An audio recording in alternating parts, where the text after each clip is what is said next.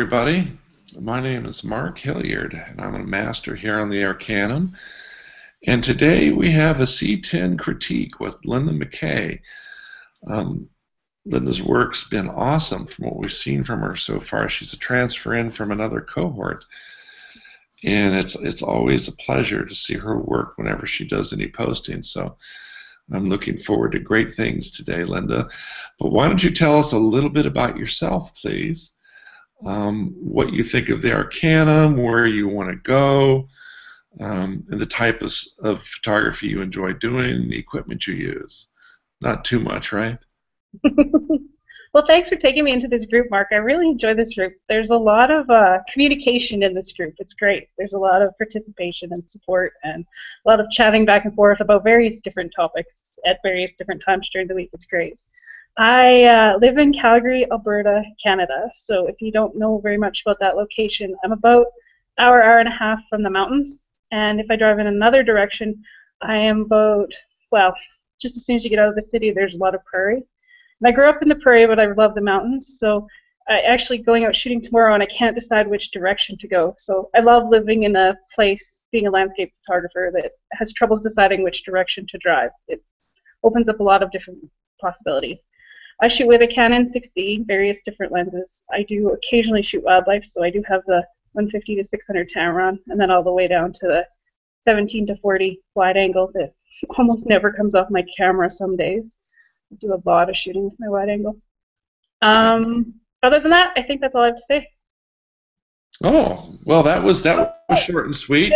Did I miss something? Was there another topic? No. You covered it all. What do you do for a living? I am a business analyst, so I help people build IT systems. Okay. Coolness. All right, well, what I'm going to do is I'm going to share my desktop, and then we are going to proceed to tear your images apart. Awesome. No, not really. Did you like the eyes? Sure. Okay.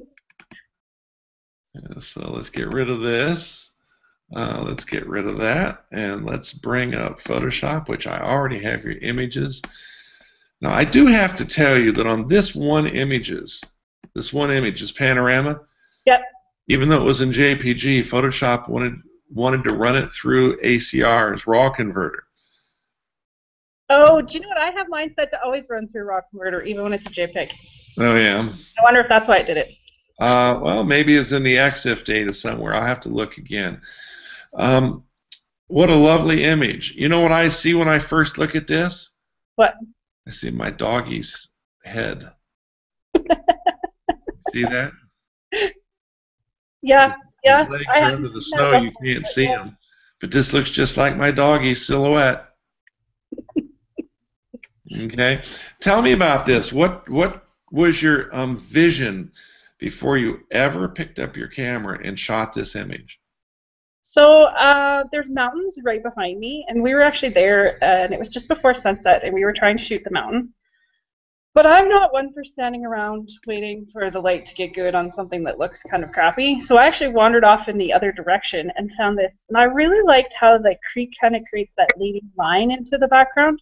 Mm-hmm.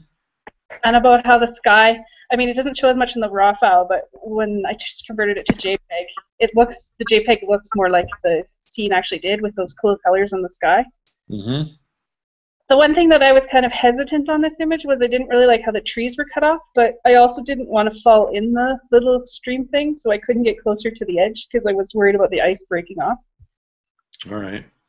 Well, I would have been upset if you had changed its composition and moved in more, because we would have lost the main subject.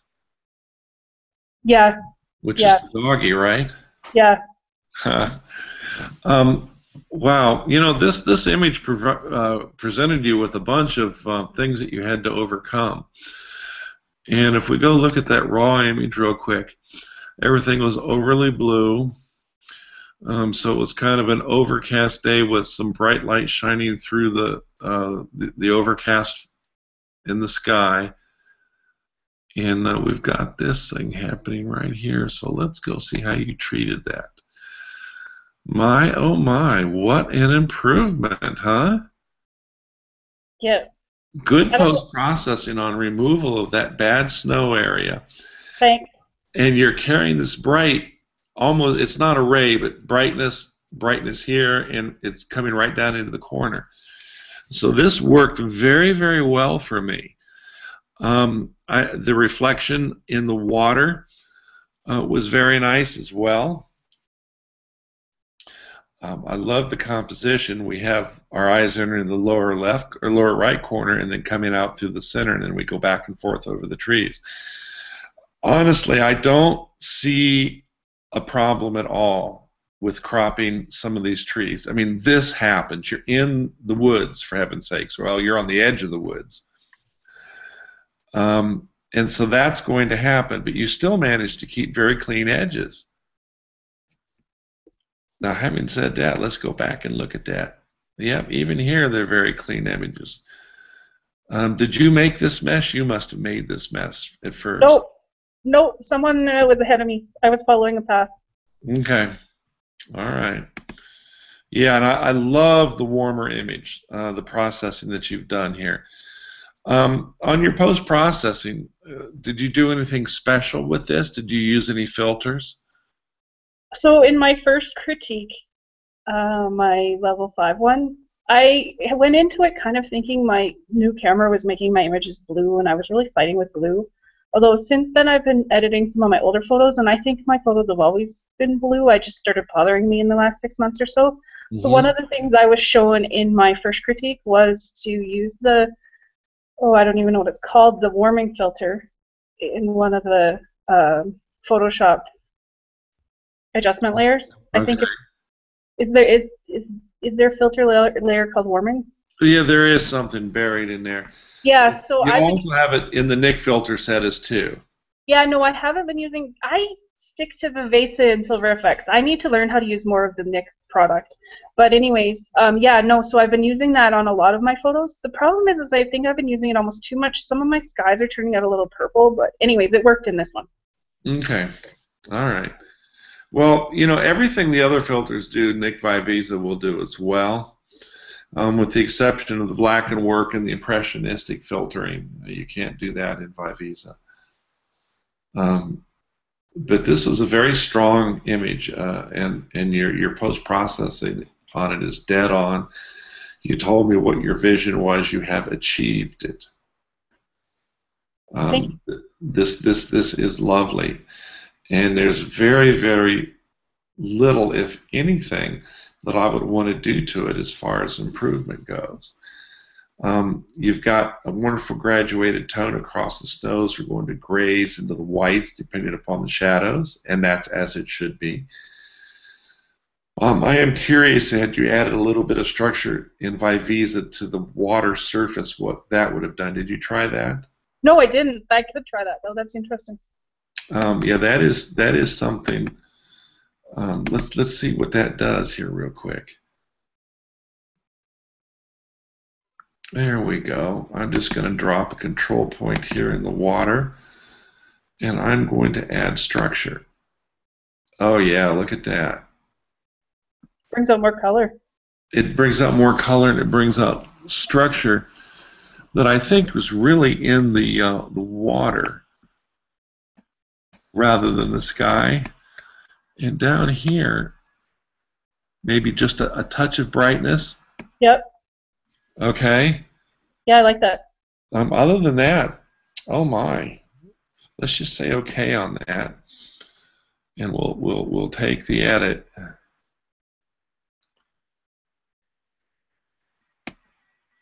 All right, and there it is, before and after.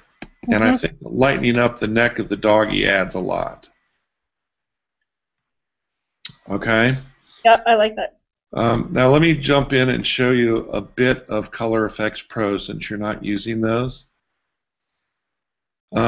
Color is kind of an interesting tool for images that you're not going to do in black and white.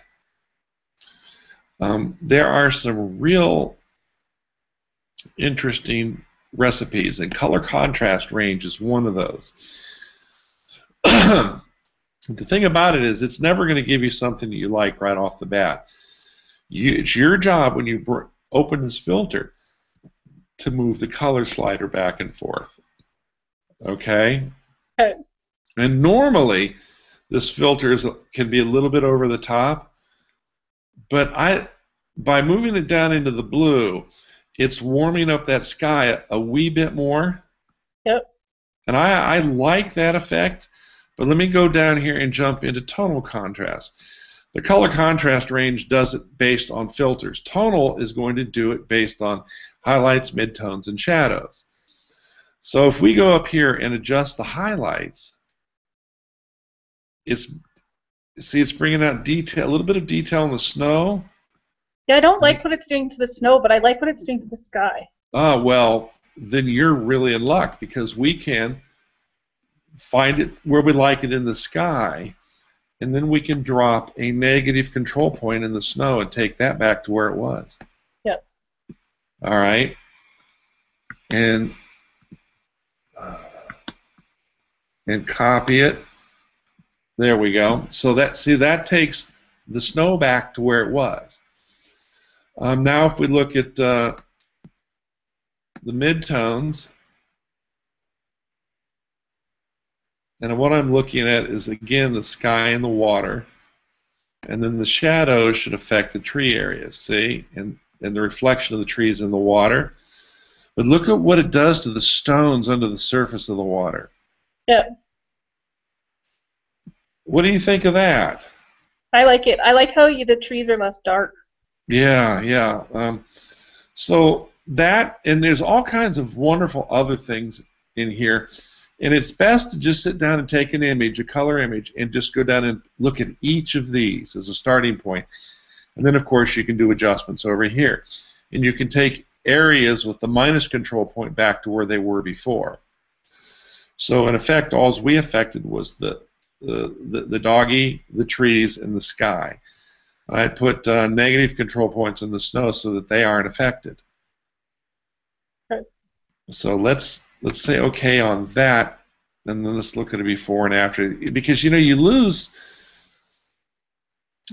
contact with the image when you're doing these edits. Yeah. Okay, here we go. Before, after. Very subtle but remarkably powerful in the doggy and the sky. That sky almost takes on a texture layer, doesn't it? Yeah.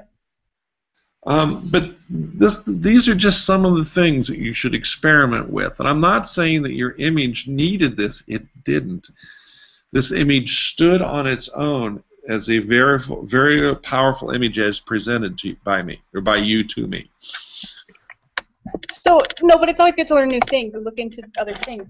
What I have problems with on color effects, though, is every time I've opened it and kind of played around with it, to me it seems really extreme. So, did you just pick the couple filters that aren't as extreme, or do I just need to play with it more? Or you need to play with it more. But if I open color effects again here, let's just do it real quick.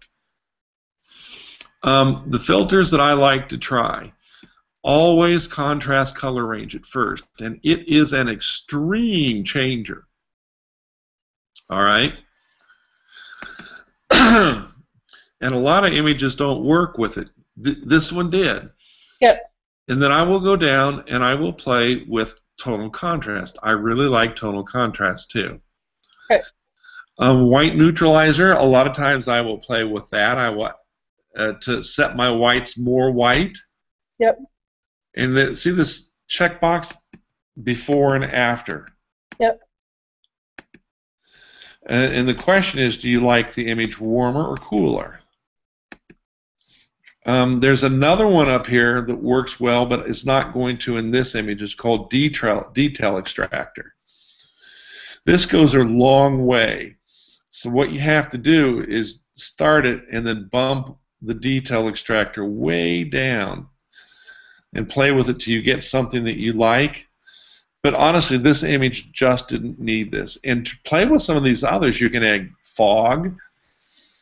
You can vignette the corners. I like, there is, let's see here. Let's go down here.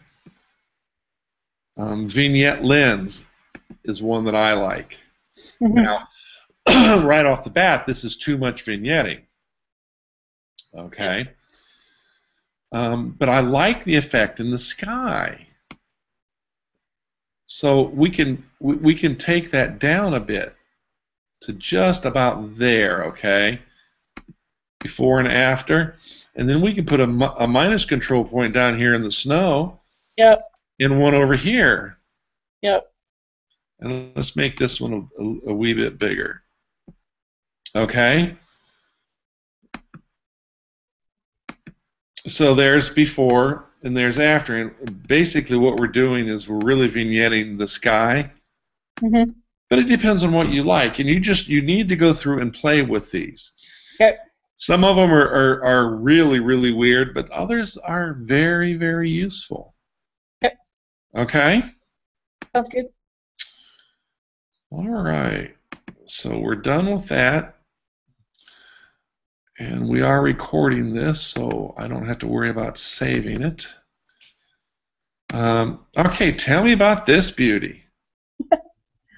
Again, we were there just before sunset. I'm starting to like that, like not right at sunset light better because it's easier to work with because I still have more light. Right at sunset, you have such extremes, right? Mm-hmm. And actually, I was taking a friend who hasn't been kind of touring around where I live as much as I have, and I was kind of showing him some places. So this little town is called Dorothy, and this elevator is pretty popular for photographers. And about sometime in the summer, that top flew off the elevator, so everybody's all sad about that. But I still think it's fun to go photograph. It just probably won't last as long now. Did fight a little bit with the bushes and whether they were messy and there was too many of them. And when I was chatting with everybody else about it, they recommended cropping the bottom off. But when I cropped the bottom off, it just, I don't know, it didn't look right. The proportions were off or something.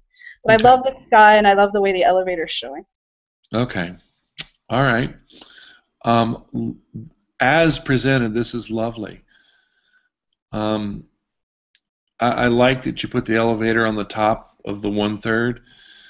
You've missed the 1/3 over here, but it's close enough. It's powerful. It's full of wonderful mood because of the dark contrasts across the image vertically and horizontally.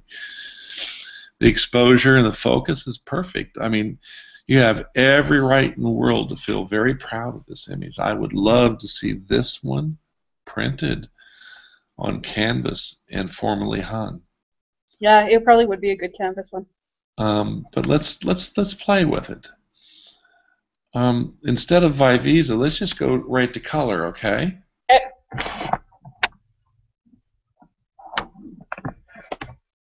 And I'm gonna jump into contrast color range first because it's normally the first go-to filter for me. But I don't think it's going to work very well with this image. And then you have to move the slider. Oh wow! I really love what it's doing on the side of the elevator. Mm-hmm.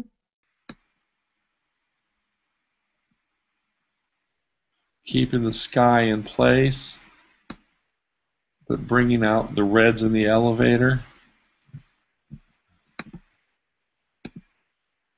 Now let's bring the snow back to where it should be. We're going to put one of those over here. Okay. Let's do before and after. I did a good job on the sky. Let's add a filter. Well, the thing about color effects, we can stack filters. Yep. Okay, so let's go down here and let's go play with contrast, tonal contrast on top of this. And first thing I'm going to do is I'm going to turn those shadows down. And I'm going to turn the midtones down a bit. Okay. And then I'm going to play with those highlights. So I want to see more highlights in the snow. You know, I want to see areas of the snow stand out like right here. Okay. So, and I like the darkened sky. I don't know, what do you think? Better without tonal or better with? There's some about tonal I don't like, but I can't tell you what it is. All right. I actually think that the snow is too bright there, maybe. You do? Yeah. All right. But I like what it's doing to the elevator. Okay, so hold on. Let's bail out of here, and let's jump right into Vivisa again. Because the only thing that I would suggest to you is trying to bring out the print on the side of the elevator Mm. and seeing if that's possible. The elevators already had some Vivasa structure, so it might be easy to go overboard. All right. So what I'm going to do is I'm going to put a control point on the white letter. And Okay. I'm doing that in the lower right-hand corners. That's how I'm picking it. Okay. All right, and I am going to I'm going to go back to this, and I'm going to brighten that elevator, the print up on the elevator. And yes, it's going to affect the white around it. That's to be expected because there's similar whites in the sky. Yep. Okay, so we'll do this, and we'll try increasing contrast too. Yeah. Just so we can bring out the print a little bit more. Yep. And let's copy that over here. And I'm using that lower right corner preview selection window. Okay. And I'm going to put a control point around it. Let's see, maybe brighten it just a wee little bit. And then put anchor points. You know what an anchor point is? Is that where just you put it here so it doesn't affect there? Yeah, we're just going to copy it around so it doesn't affect. The edits that we did on the elevator aren't going to be affected. Okay. Now I'm going to take this image back down so that we can see it. All right. And I'm going to show you something with the snow here. If I select the snow and I desaturate it. Come on, Mark. And take that blue cast out of that snow. Yep.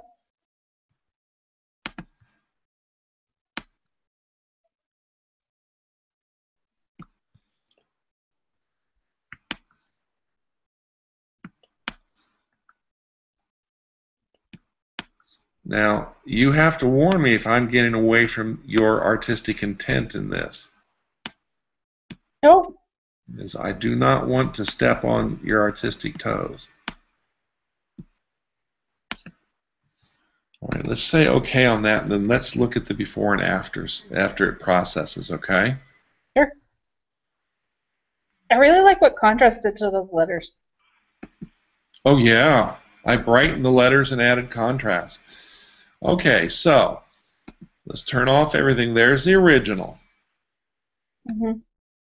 There's Color Effects Pro. This was using color contrast range to bring out the redness of this.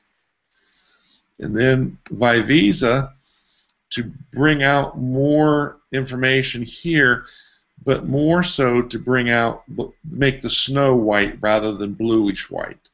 Yep. All right. So now you have to tell me, does this fit within your vision, what I have shown you? I really like the elevator changes. I'm not 100% sold on the snow changes. To me, All they right. look blue. Let's go back to that. Let's take that away. Oh no, you know what? It looks more overall the same color. It's probably not more blue. You see the lights in the darks less. Yes. That's what you like? You like that modeled? Yeah, I do. I think I like it because I think it kind of tells the story of what time of day it was. Yeah, see, it is more like it was like earlier in the day. It does, and that's why I always stress to ask you for your vision. Yeah. But I wanted to introduce you to some of these other plugins. Yes. Okay. Oh, by the way, your first image got a 3 out of 3. Okay. This image gets a 3 out of 3. Okay. All right. Oh, I like this. Tell me about this one. This one has a great story with it. I was driving down to Vulcan to visit my parents, and it was one of those days where everything was kind of frosty and it was foggy and whatnot. And I'd actually driven all the way from Calgary to Vulcan and I'd stopped once for a tree, but I wasn't entirely impressed with the tree. It was one of those days I'm like, I should be more into photographing. There's lots of subjects, but I just couldn't find anything. And then just as I drove into Vulcan, I saw this, and I'm like, oh, I gotta stop and take that. So I got out of my car and I stepped 1 foot and I was like, oh, the snow's not as deep as I thought it was going to be. And I took another step. I was like, oh, there it is. The snow's a little bit deeper than I thought it was. So I was like, I'll just take one more step to get lined up for this shot. And I actually fell in the ditch on my butt and got snow all over my coat, all over my pants. It was, yeah, I wish there would have been someone standing behind me videoing me taking this photo. Huh. But anyways, I really liked how the cattails created the line in and how they were covered in snow and whatnot. Mm-hmm. It was kind of tricky though because back in behind there was houses I had to get rid of.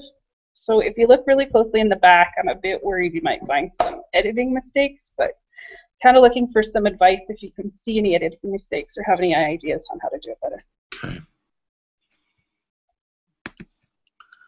Let me enlarge it a bit.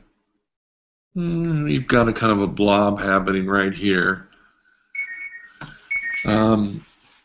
But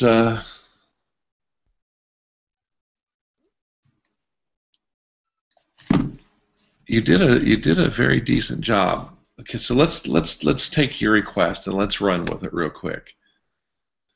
Let's just jump into Vivisa, the very first thing. And I love the softness of the snow around this. Okay. Mm-hmm. Again, it has a blue cast to it. Yep. And for me, I prefer it not to have a blue cast, but that's your vision. So that's something that I would normally do. But what I am going to do is using the lower window, I'm going to go in here and I'm going to select one of those branches. Okay.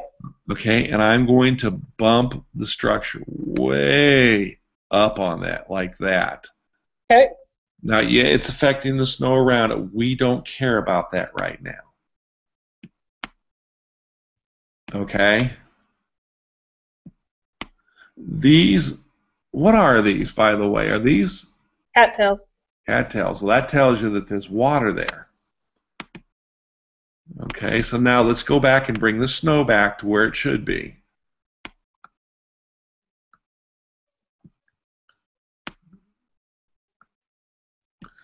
And let's add a little negative structure to take that noise out of that snow. Okay. Yeah, that's better. Now, just for giggles, I can't say the whole saying. I am going to desaturate the snow and take the blue out of it and show you the difference. Okay. Okay?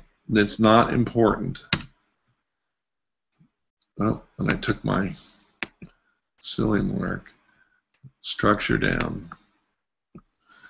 And we're just going to kind of move this control point around to give that perfect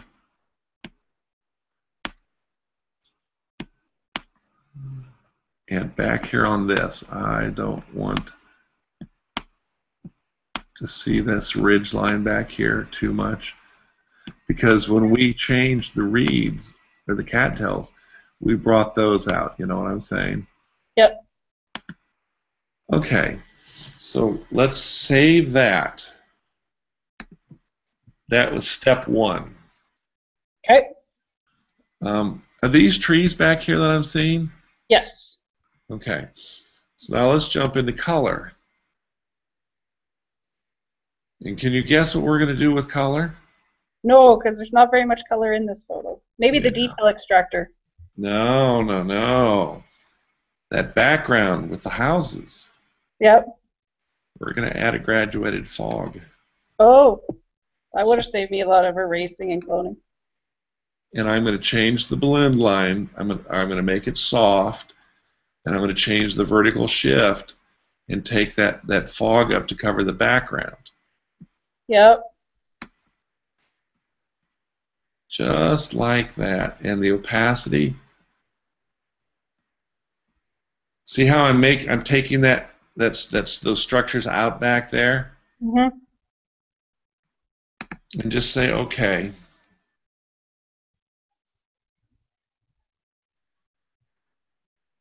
And the thing about fog and snow, a snowstorm with snow heavy falling, it looks just the same as fog. Yep. So one other thing, I'm going to shrink this down.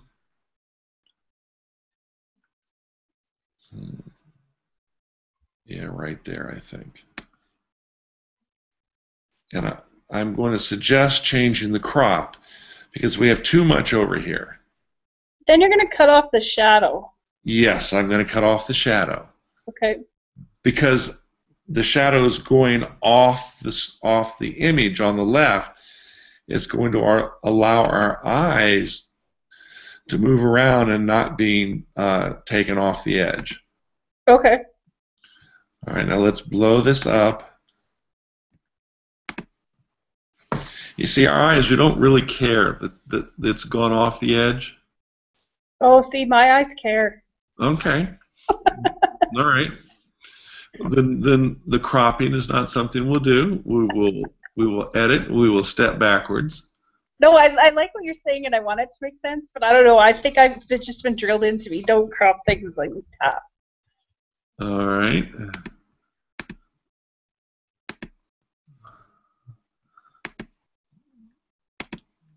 Okay, there we go. We can still see a little bit of these trees in the background, but almost everything else is overwhelmed by that fog filter now. Yep. All right, and we added a little bit more structure into the cattails to bring them out a little bit more and make you as the viewer know that those are the main subject. Yep. Okay, simple, tiny little edits. And if I go back and look at the original image is lovely as it is. Mm-hmm. But I think the addition of this isolates the subject a little bit more. But it's something that you have to think about. But I wanted to show you, alternatives using these other tools that you're not using very much. Yep. Okay? Yep. Don't save. He gets a 3 on that as well. Okay. All right, let's make him big and tell me about him, please. So I drove down to Waterton, which is about 3 hours south, and I had a great drive along the way. I stopped in a bunch of different spots. Anyways, but I got to Waterton. There was wind warnings when I left. I was like, oh, the wind warnings would have it. Okay, it was atrocious when I got there. I could barely stand. Anyways, I was trying to capture the waves and kind of display how much wind and storm there was going on. I'm not sure I actually did that, but I still like the photo anyways because I like the snow and how the snow kind of leads into the rocks and then kind of makes a nice triangle because you follow the shore and then it needs to look at the mountains and the clouds and then you come back around. See, you just critiqued yourself. See, I don't have to say anything else. Very, I'm not very, about the wind, but I think it's still a cool photo. very good job on self-critiquing. 10 points for that.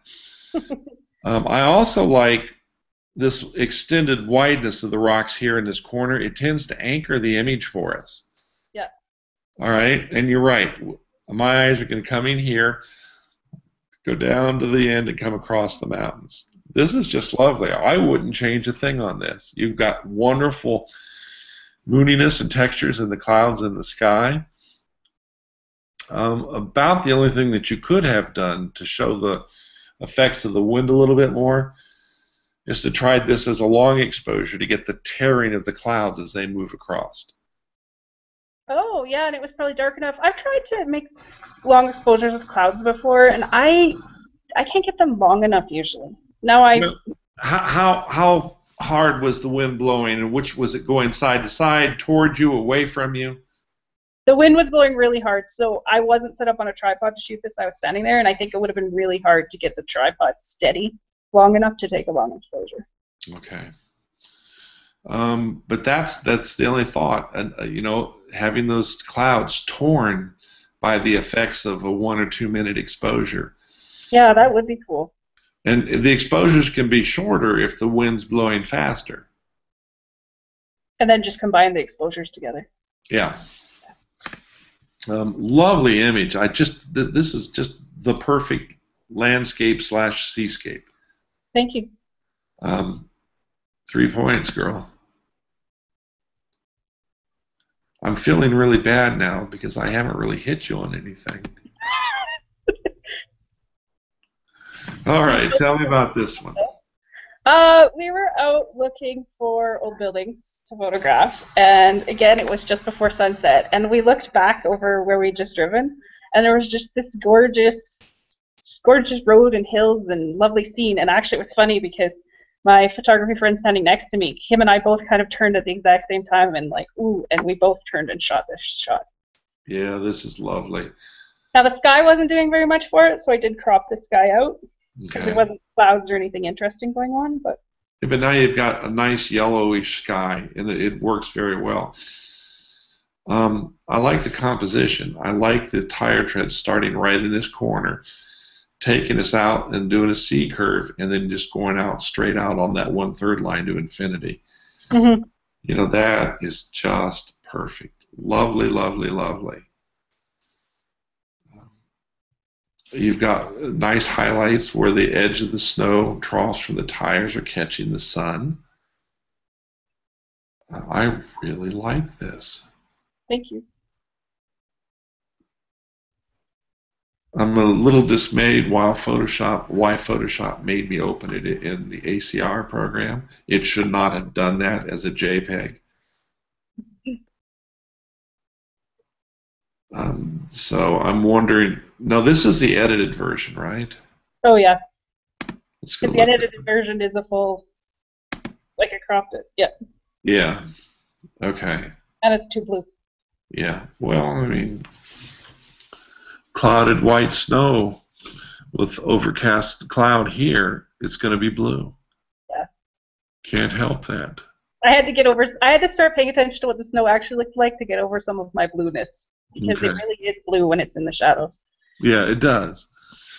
And that's why I said I will go in and I will remove most of the saturation, if not all, on snow scenes. Yeah, that's a good idea. I will also do it on long exposure waterfalls because I don't want the water to be blue.